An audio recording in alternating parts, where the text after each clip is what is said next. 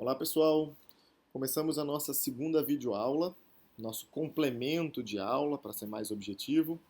Hoje nós vamos abordar o complexo articulado tornozelo e pé. É o nosso primeiro tema sobre articulações, segmentando o corpo humano, para que a gente consiga ainda nessa primeira unidade discutir todos os assuntos importantes para que a gente comece a atender os nossos pacientes. Nessa videoaula também está dividida em duas etapas, tá? Em duas partes. A primeira vai ser uma rápida revisão sobre biomecânica, cinesiologia e anatomia, que é fundamental para o bom entendimento da parte de reabilitação. E a segunda etapa, nós vamos falar das principais patologias, em especial fascite plantar e as instabilidades do tornozelo. Fiquem atentos às coisas que eu vou pedir durante a aula, tá? As atividades que eu vou passar durante a aula. Anotem suas dúvidas, anotem as informações importantes no slide, porque nós vamos discutir isso em sala de aula na nossa próxima aula teórica. Então é importante que vocês estejam com tudo anotado, com material em dia. Tudo bem? Então vamos lá, vamos começar. Primeira coisa, escutem que eu não falei que a aula vai ser sobre articulação, tornozelo e pé. Eu falei que a aula vai ser sobre o complexo articulado tornozelo e pé. Isso porque não existe uma articulação chamada tornozelo. Existe um complexo articular. Olha essa imagem que está aí na tela de vocês e observem que nós temos várias articulações presentes. Entre a tíbia e a fíbula existe uma articulação do tipo sincondrose. Entre tíbia e fíbula e talos existe uma outra articulação do tipo sinovial. Entre talos e calcâneo tem uma outra articulação. Essa primeira linha entre talos, calcâneo, navicular e cuboide tem uma outra articulação.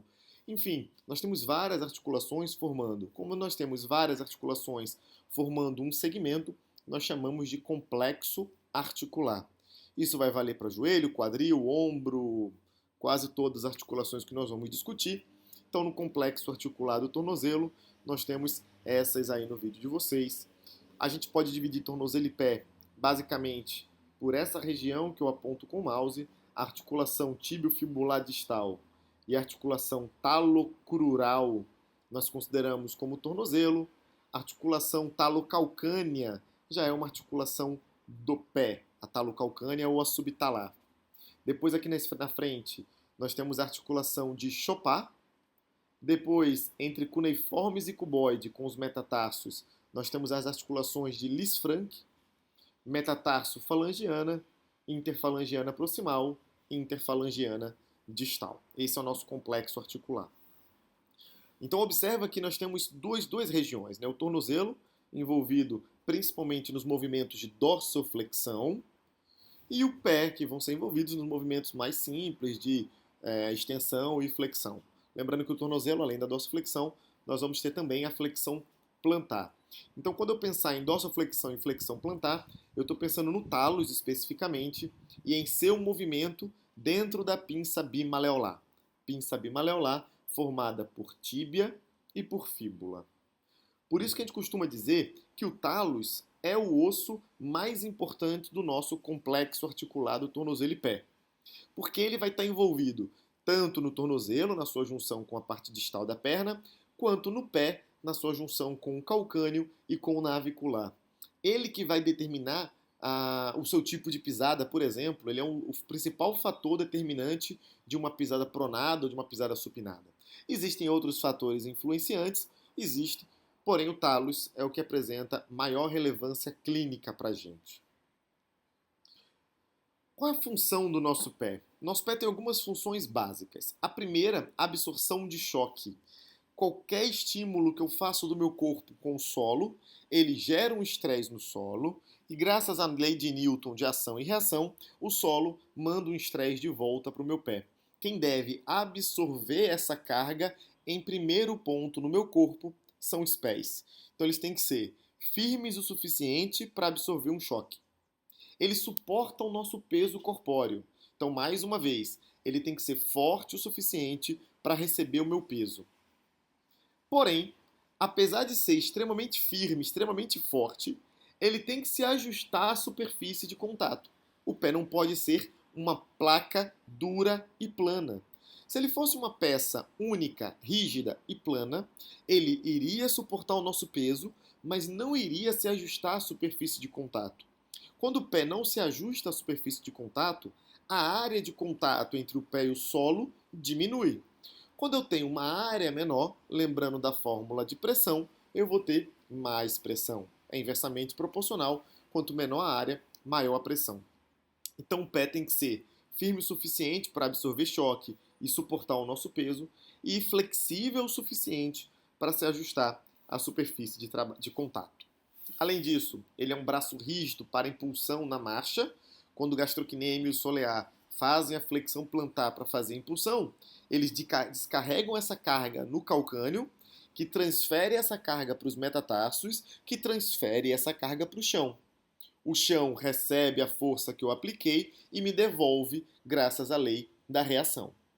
Além disso, ele é o nosso primeiro ponto de estabilidade dos membros inferiores. Quando eu penso em equilíbrio e estabilidade dos membros inferiores, o nosso primeiro ponto é o tornozelo e pé.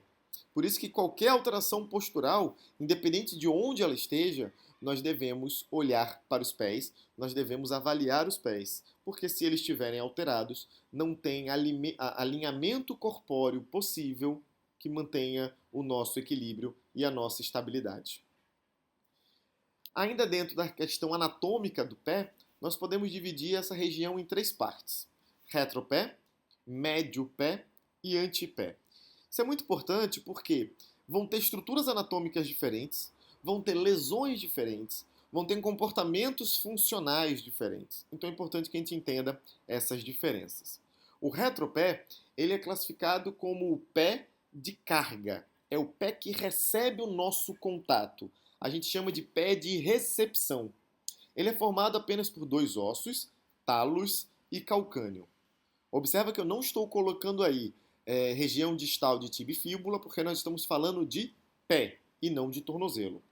Então o talos e o calcânio, ó, esse aqui de cima é o talos, lá embaixo, caudalmente, está o calcânio, são os ossos do retropé. São os ossos mais fortes, mais rígidos do nosso complexo articular, justamente porque eles recebem mais carga. Uma outra questão bem importante é que quando a gente está em pé parado, na estática, em bipedestação, o normal é a gente pisar mais com o retropé do que com o antepé. Em uma proporção de 55 a 60% do peso no retropé, de 45 a 40% do peso no antepé. Isso a gente consegue ver, por exemplo, fazendo um exame de baropodometria, de avaliação das pressões plantares. A gente consegue identificar se o paciente está deslocando muito o centro de gravidade para trás ou muito o centro de gravidade para frente. Lembrem que se esse paciente estiver jogando, por exemplo, somente 40% do peso no retropé, significa que os outros 60% estão sendo jogados para frente. Se o paciente está jogando os outros 60% para frente, significa que todo o seu tronco está sendo deslocado anteriormente. Isso causa uma mudança na ativação muscular. Por exemplo, um aumento da ativação dos músculos posteriores, tríceps sural, isquios tibiais, paravertebral, o que pode entrar em espasmo, gerar algum espasmo muscular e gerador. Grande parte das lesões de quadril e de coluna estão associados a esse deslocamento anterior excessivo do centro de gravidade. Lembrem-se do que a gente conversou já na aula de escoliose sobre a lei de Bienfat, a lei das compensações. Se o nosso corpo faz um deslocamento excessivo para um lado, ele vai gerar um movimento compensatório de mesma intensidade em sentido contrário. Então, se o paciente desloca excessivamente o centro de gravidade para frente, evidentemente, em algum ponto, ele vai fazer o deslocamento posterior e esse ponto normalmente é na coluna, faz uma hiperextensão, uma hiperlordose da coluna lombar. Mas dando prosseguimento, o retropé termina nessa primeira linha articular, que a gente chama de articulação de Chopin, e começa o médio-pé, formado por esses 5 ossos. O navicular e o cuboide, que são os primeiros, os mais importantes, e as 3 peças de cuneiformes, né? Esses 3 ossinhos aqui na região medial, que são os cuneiformes. Esse é um pé muito mais de dissipação de carga. O retropé foi um pé de recepção, o médio pé é um pé de dissipação de cargas. Depois desses ossos, nós temos a articulação de Lisfranc, é essa que está destacada em vermelho, para começarmos o nosso antepé, a maior porção do nosso pé. O antepé é formado por todos os ossos metatarsais e por todas as falanges, todos os dedos. A sua função é ser um pé de impulsão, um pé de propulsão. Por isso que ele é mais flexível, porque para eu dar impulsão eu preciso de flexibilidade. Pensa numa mola, por exemplo, que é bem flexível e empurra mais para frente ou empurra mais para cima no caso da mola. Então o pé de propulsão é o antepé, eu tenho mais ossos, mais articulações, mais mobilidade. Aí só confirmando aquilo que a gente falou, o retropé é um pé de recepção de carga, o antepé é um pé de propulsão. Vocês podem notar nesse slide que o médio pé é um pé de absorção, de dissipação de energia. Se ele dissipa, ele ajuda a amortecer impacto. Tudo bem? Dando prosseguimento, vamos falar de uma outra estrutura que é fundamental no nosso pé, que são os arcos plantares. Primeira coisa, quando a gente apoia o nosso pé no solo, nós temos os pontos de sustentação, os pilares de sustentação. A gente tem uma área de contato entre o pé e o solo, mas nós temos 3 pontos principais de sustentação. É como se fosse uma casa com 3 colunas principais. A principal coluna de sustentação do nosso pé, está aqui marcada com a letrinha C, é o nosso calcânio. O contato do calcânio com o solo, nós já falamos, é o nosso pico de pressão, é o local que a gente coloca maior descarga de peso quando a gente está em bipedestação estática. Na dinâmica isso muda, vale salientar. Outro ponto de sustentação importante é a cabeça do primeiro metatarso. E o terceiro ponto é a cabeça do quinto metatarso. Quem tiver com dificuldade de descobrir o que é cabeça do metatarso, é a região distal dos ossos metatarsais. Se eu ficar em pé, ficar na ponta dos pés e levantar os meus dedos do solo, o que vai estar encostado no chão são as cabeças dos meus metatarsos. Essas estruturas recebem muita carga. Tanto é que é comum a gente encontrar um paciente com hiperqueratose nessa região. Hiperqueratose é calo. Então o paciente faz muito calo nessa região, porque é uma região de pele sensível e que recebe muita carga. Então, em resumo, nós temos 3 pontos de sustentação no nosso pé. Calcânio, cabeça do primeiro meta, cabeça do quinto meta. Esses 3 pontos de sustentação estão interligados por arcos, por curvinhas, por cavinhas no nosso pé. Eu destaquei aqui as 3 cavinhas do nosso pé. A primeira e mais importante, a que todo mundo conhece, a gente chama de arco longitudinal medial. O arco longitudinal medial é formado por 5 ossos. É formado pelo calcânio, pelo talos, pelo navicular, gravem esse osso, navicular, pelo cuneiforme medial, lembra que nós temos 3 ossos cuneiformes, e pelo primeiro metatarso, a cabeça do primeiro metatarso. Esses 5 ossos formam o arco longitudinal medial, a famosa cavinha do pé. Esse arco é mais importante porque ele é o maior, ele é o mais visível, é fácil de reconhecer ele. O segundo arco que a gente vai ver é o arco plantar longitudinal lateral. O primeiro foi o medial, que liga o calcânio ao primeiro metatarso, a cabeça do primeiro metatarso.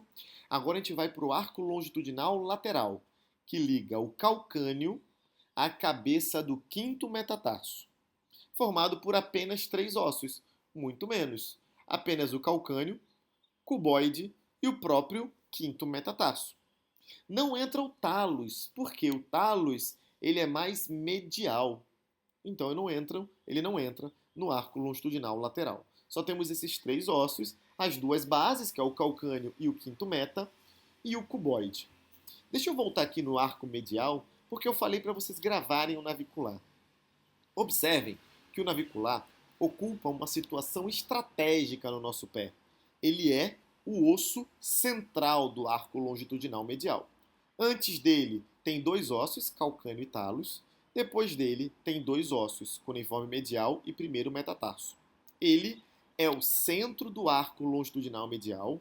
Ele é o teto do arco longitudinal medial. E ao contrário do talos, que está apoiado no calcânio, o navicular não está apoiado em ninguém. O navicular depende do seu posicionamento do alinhamento do arco, de um modo geral, e de uma estrutura dinâmica que sustenta ele, que segura ele e vai lá para cima. Essa é a primeira coisa que eu quero saber de vocês.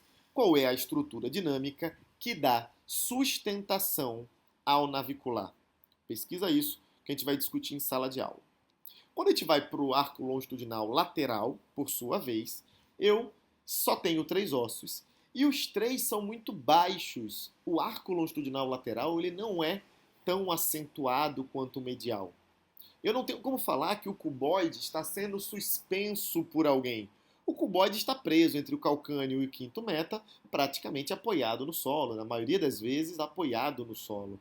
Então, ele não é um arco de grande relevância. O terceiro arco aqui da gente é o arco plantar transverso. Então, nós falamos do longitudinal medial, que liga o calcâneo ao primeiro meta. Nós falamos do longitudinal lateral, que liga o calcâneo ao quinto meta.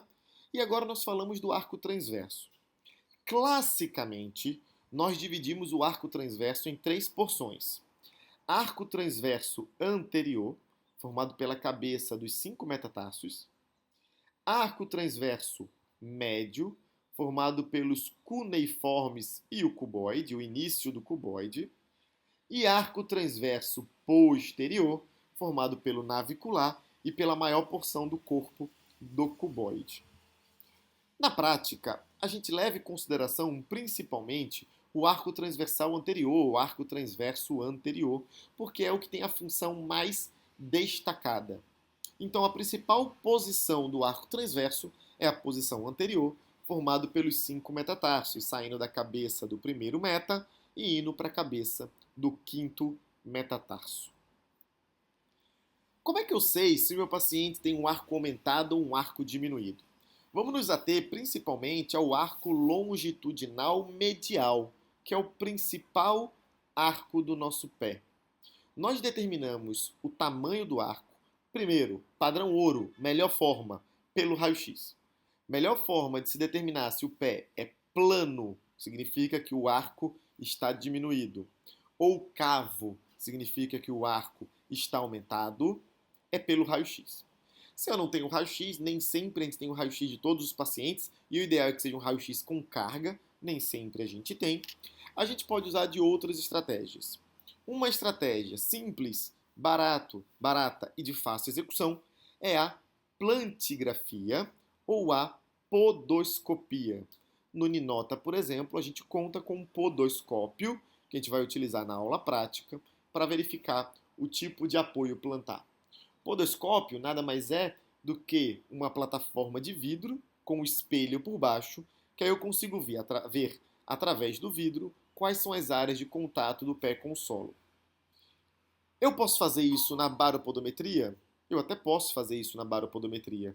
Porém, quando eu faço um exame baropodométrico, eu tenho outras variáveis que não me permitem afirmar com precisão que aquele pé é plano ou é cavo.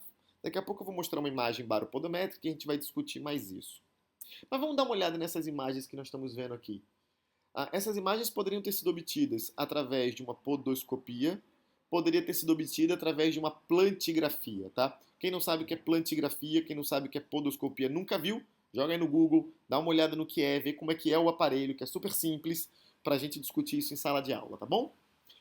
Quando eu faço uma podoscopia, uma plantigrafia, eu tenho essas visões aqui. Vamos pegar esse pé, que está mais bonitinho. Eu consigo ver o retropé, que é o calcanhar. Eu consigo ver o médio pé e eu consigo ver o antepé. A nossa medida é entre o médio pé e o antepé. Eu devo medir a largura do médio pé em centímetros e devo mensurar a largura do antepé também em centímetros. Eu vou procurar a menor largura do médio pé e a maior largura do antepé. E eu vou ver a diferença entre esses dois valores. Nós sabemos que o antepé deve ser 3 vezes maior do que o médio pé. Ou o médio pé ter tamanho de 1/3 o antepé. Olha esse pé aqui que eu estou destacando com o mouse. Imagina que o antepé mede 9 centímetros e o médio pé mede 3 centímetros. Esse é um pé normal. Eu nem classifico ele como arco plantar aumentado, um pé cavo, nem com arco plantar diminuído, pé plano. O antepé tem 3 vezes mais área lateral do que o médio pé.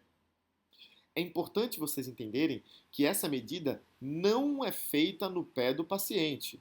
Essa medida deve ser feita na plantigrafia ou na podoscopia. Essa medida também pode ser feita na baropodometria, porém a interpretação é diferente, eu vou explicar daqui a pouco. Agora vamos para essa situação extrema. Observa como o médio pé chega a ser maior do que o antepé. Nem precisava ser maior. Se o antepé mede 9 centímetros e o retropé mede 7 centímetros, desculpa, o médio pé mede 7 centímetros, o ante mediu 9 e o médio mediu 7, eu não vou ter uma diferença de 1/3. Eu vou dizer que o médio pé é maior do que 1/3 do valor do antepé. Logo, eu classifico esse pé como um pé plano. Já nessa outra extremidade, eu tenho um outro limite, que é um médio pé muito estreito, vamos botar aí de 1 centímetro, e um antepé de seus 9 centímetros. Observa que o antepé é mais de 3 vezes mais largo do que o médio pé. Isso caracteriza um pé cavo. É importante que vocês pesquisem como funciona uma podoscopia, porque eu vou levar o podoscópio para a sala de aula para a gente fazer uma prática e vocês já devem conhecer a utilização desse equipamento. Tranquilo?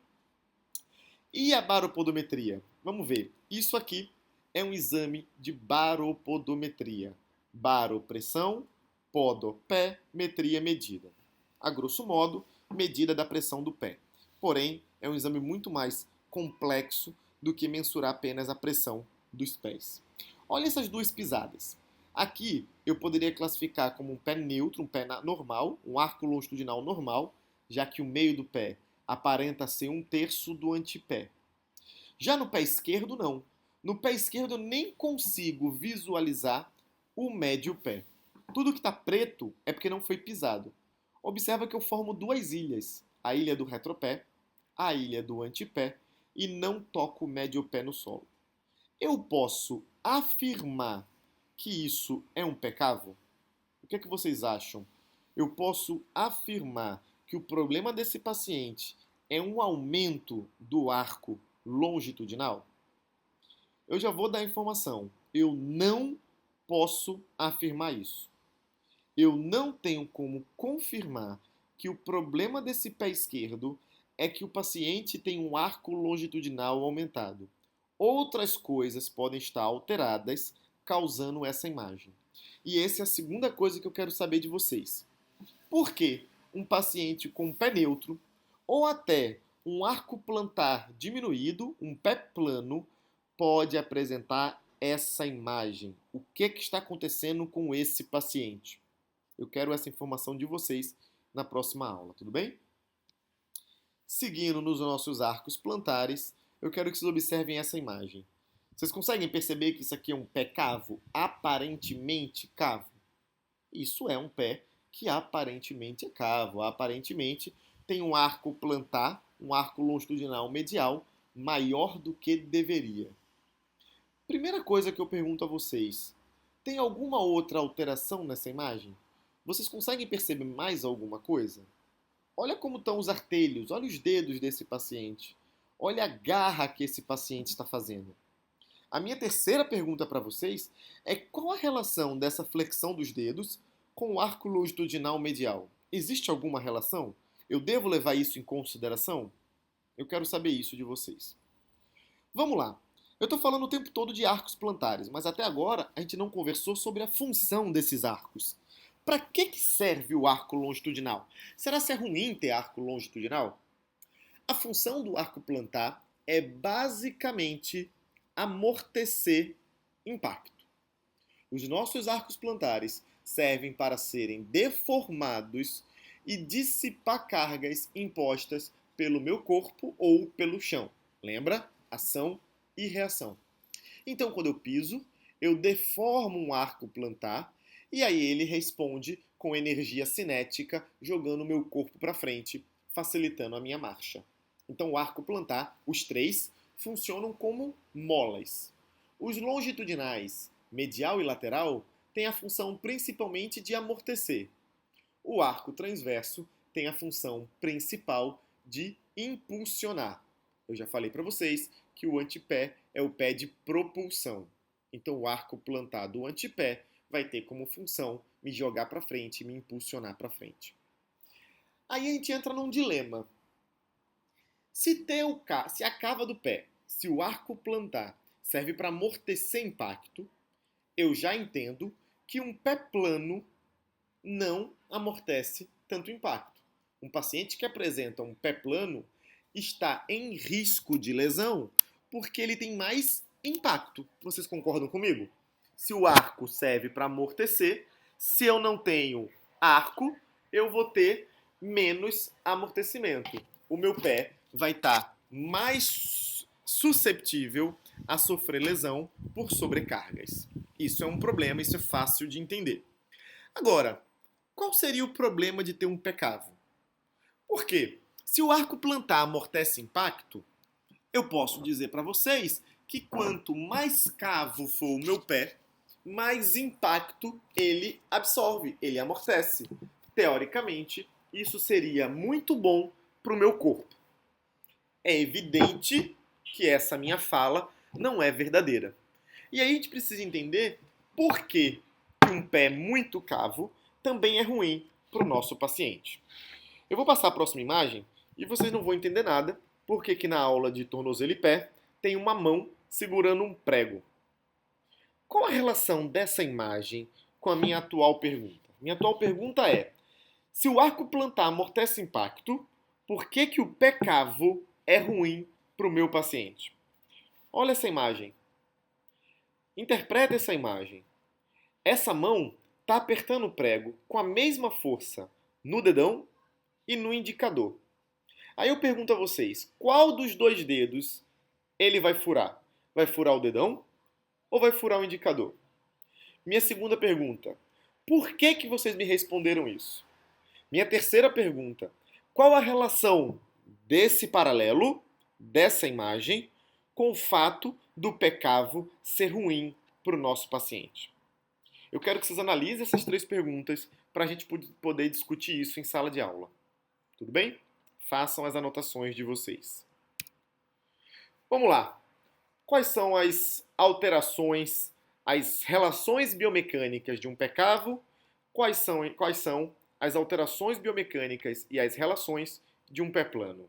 Isso aqui é assunto de biomecânica, tá, gente? De cinesiologia e biomecânica. O pé cavo está relacionado ao aumento do arco longitudinal medial, óbvio, o pé cavo é esse aumento. O pé cavo está associado com a supinação. Quanto mais supinado eu piso, mais eu levo o meu arco longitudinal medial. Aí sempre alguém me pergunta, professor, então sempre que eu tiver um pé cavo, eu tenho uma pisada supinada? Evidente que não. O nosso corpo não é matemático. Então, nunca é sempre. Sempre é às vezes. Então, eu não posso dizer que sempre que houver essa alteração, eu vou ter essa outra alteração. Isso não funciona no nosso corpo. Agora, eu posso dizer que se eu tenho um pé cavo e uma pisada supinada, essas duas alterações, essas duas mudanças de posicionamento devem estar relacionadas. Dá para entender? Então, se eu falo de uma patologia que é piorada com o pé cavo, essa mesma patologia também é piorada com uma pisada supinada. É essa o paralelo, é essa relação que a gente tem que fazer. Vamos lá. Eu gero redução da absorção de choque com o pé cavo. Opa! O pé cavo aumenta o arco absorve o choque, absorve o impacto. E aqui está dizendo que o pé cavo reduz a absorção do impacto. Por que isso acontece? Foi a minha pergunta anterior, do slide anterior, que a gente vai precisar discutir. Seguindo, redução da rotação interna da perna. A gente pode associar isso com a supinação. Quanto mais supinada a minha pisada, mais eu rodo externamente o meu membro inferior. Em seguida, fraqueza de fibulares. Qual é a ação dos músculos fibulares, tanto longo quanto curto? Não é a eversão? Eversão não gera uma pronação? Como o pé cavo está associado a uma supinação, ele pode estar sendo causado ou estar relacionado com uma fraqueza dos músculos fibulares. Eu poderia até acrescentar aí tendinopatia dos fibulares. Lembra que eu falei para vocês que a tendinopatia dos fibulares é percebida na região posterior-inferior do maléolo? O paciente que apresenta uma inflamação dos fibulares, ele perde a capacidade de contração, logo diminui a capacidade de eversão do tornozelo, fazendo com que o seu tornozelo se mantenha mais em inversão, em supinação, elevando o arco longitudinal medial. O pé cavo ainda está associado à fascite e aos dedos em garra. Eu mostrei uma foto, vou voltar a foto para vocês, ó. Pé cavo associado com dedos em garra. Fascite a gente vai explicar na próxima aula. E a formação de calos nos metatarsos. Esses calos nos metatarsos está associado aos dedos em garra. Tudo bem? Então, essas são as repercussões mais comuns de um pé cavo. Aumento do arco, supinação, baixa capacidade de absorção de impacto, rotação interna dos membros inferiores, possível fraqueza ou incapacidade dos fibulares, risco de fascite, formação dos dedos em garra com consequente calosidade em metatarsos. O pé plano vai ser basicamente o inverso. Eu tenho uma tendência à pronação da articulação subtalar, não mais a supinação. Quando eu prono, quando eu faço um calcâneo valgo, eu jogo o arco plantar mais próximo ao solo, favorecendo um pé plano. É a redução do arco longitudinal medial, isso é uma redundância, pé plano é a redução. Isso aqui é uma informação muito importante, o pé plano é normal até os 2 ou 3 anos. Na prática clínica, vamos colocar até os 4 anos de idade. Até os 4 anos é normal o pé plano, por um motivo muito simples, gente. O pé plano é sustentado por músculos. Se eu não tenho músculos, se eu não ando, eu não fortaleço esses músculos, eu não gero o meu arco plantar. A criança que começa a andar com 1 ano mais ou menos, ainda tem um peso um pouco mais baixo, não está andando tanto, ainda mistura o andar com engatinhar, muito tempo de braço, demora de ativar essas musculaturas, demora de formar esse arco plantar. A gente não considera uma alteração fisiológica, biomecânica, cinesiológica, o pé plano em crianças abaixo de 4 anos. Somente depois dos 4 anos que a gente pode falar de uma alteração. Então, corrigir o pé plano de uma criança com menos de 4 anos, nunca. É muito comum chegar no consultório, mães querendo fazer palmilha para crianças com menos de 4 anos, nunca.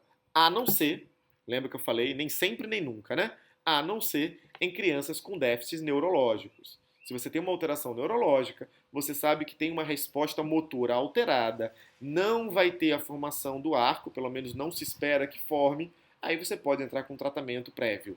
Mas crianças ortopédicas, sem alterações neurológicas, não corrige-se arco longitudinal medial.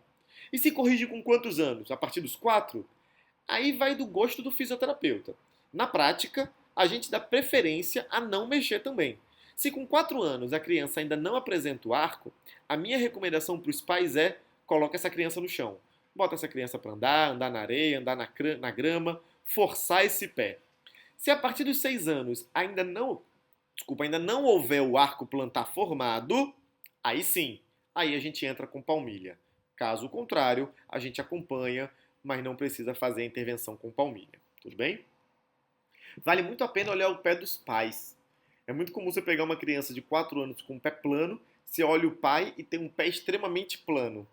Poxa, bem provável que esse pé não forme o arco, porque isso é uma alteração congênita, uma alteração genética, é o biotipo daquele paciente, daquela criança. Dificilmente esse arco vai ser formado, tá? Está muito associado à antiversão do colo femoral e ao geno valgo. Eu foco aí no geno valgo, no valgo dos membros inferiores, que está relacionado a uma série de lesões dos membros inferiores. Está muito relacionado a osteófitos calcâneos, que vulgarmente é chamado de esporão de calcâneo, e a fascite plantar. Olha aí, fascite plantar relacionada tanto ao pé cavo quanto ao pé plano. A gente vai discutir o porquê disso.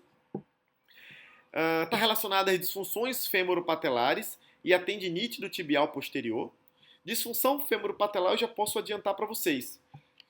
Uma das causas de disfunção fêmuro-patelar, que é a condropatia patelar, está aqui. É o valgo dos membros inferiores. Então, quanto mais plano, mais valgo. Quanto mais valgo, mais lesão na patela. Existe essa relação que vai ser melhor elucidada quando a gente for falar de lesões do joelho. Agora, a influência da tendinite do tibial posterior no pé plano, eu não vou abordar com vocês, porque isso é uma coisa que eu quero discutir. Da mesma forma que eu não vou entrar em detalhe do drop do navicular. Eu quero que vocês entrem aí na internet e pesquisem o que é o drop do navicular, como eu mensuro o drop do navicular e qual a relação dele com o pé plano. Tranquilo? Podemos seguir. Eu gosto muito dessa imagem. Essa é uma imagem que a gente usa tanto para falar de joelho, de quadril, de pé, que é mostrando as tendências biomecânicas. O nosso corpo funciona em cadeia, funciona em conjunto. E existem o conjunto, as tendências, a cadeia biomecânica de posicionamento. Nessa imagem do meio, eu tenho um pé alinhado, um pé neutro, que me dá um joelho neutro, que me dá um quadril neutro. Nessa primeira imagem à esquerda de vocês, eu tenho um pé com um vetor medial. É evidente que esse vetor medial me dá uma tendência de um pé plano. O pé plano vai me dar uma tendência de pisada pronada e de calcâneo valgo. O calcâneo valgo me dá uma tendência de um joelho valgo, que me gera um perfil de rotação interna dos membros inferiores. Vou repetir. O pé plano, associado com a pisada pronada, associado com o valgo do retropé, associado com o valgo dos joelhos, associado com a rotação interna dos membros inferiores. Já na extrema direita, o oposto. Um pé cavo, associado a uma pisada supinada, a um calcâneo ou retropé em varo, o joelho em varo e a rotação externa dos membros inferiores. Mais uma vez, isso vai acontecer sempre? É evidente que não. Mas se eu tenho um problema de joelho que é causado por um valgo, o pé plano piora esse problema. A pisada pronada piora esse problema. E se meu paciente tivesse esse problema e o calcâneo varo, ou um pé cavo, eu não iria me preocupar, porque eu sei que esse pé cavo não está piorando diretamente o quadro do joelho. Muita gente me pergunta como é que eu prescrevo palmilha para o joelho e para o quadril. Dessa forma. Se o paciente tem uma lesão de joelho ou uma lesão de quadril e uma alteração no pé que piora aquela lesão, a gente trata. Por exemplo, uma lesão patelar associada a um valgo dos membros inferiores, que é a lesão mais comum, com um pé plano. Eu trato o pé desse paciente. Agora, se ele tem a mesma lesão e um pé cavo, um pé neutro, eu não vou mexer no pé desse paciente. Vamos pensar no oposto. Eu tenho um paciente com uma bursite trocantérica ou com uma artrose de compartimento medial do joelho e tem um pé em varo, um pé muito cavo, eu vou colocar uma palmilha pensando no joelho, no quadril desse paciente, porque o pé muito cavo joga a perna em rotação externa e piora esses quadros que eu relatei. Então, o nosso membro inferior funciona em cadeia, como todo o nosso corpo, e tem nosso pé como nosso principal ponto de informação. Aqui a gente termina essa primeira parte da nossa aula, que é a parte de anatomia, cinesiologia e biomecânica, com uma série de deveres para vocês, de atividades. Pesquisem aquelas informações. Eu quero que a gente discuta em sala que estruturas mantêm o meu pé, por que o meu pé ficou cavo, por que o meu pé ficou plano, qual a relação do navicular com isso, qual a relação do tibial posterior com isso, por que o pé cavo é ruim. Então a gente tem uma série de informações para debater em sala de aula. Tudo bem? Fiquem atentos, eu já vou postar agora a nossa segunda etapa, que são as patologias, para que a gente possa discutir depois em sala de aula.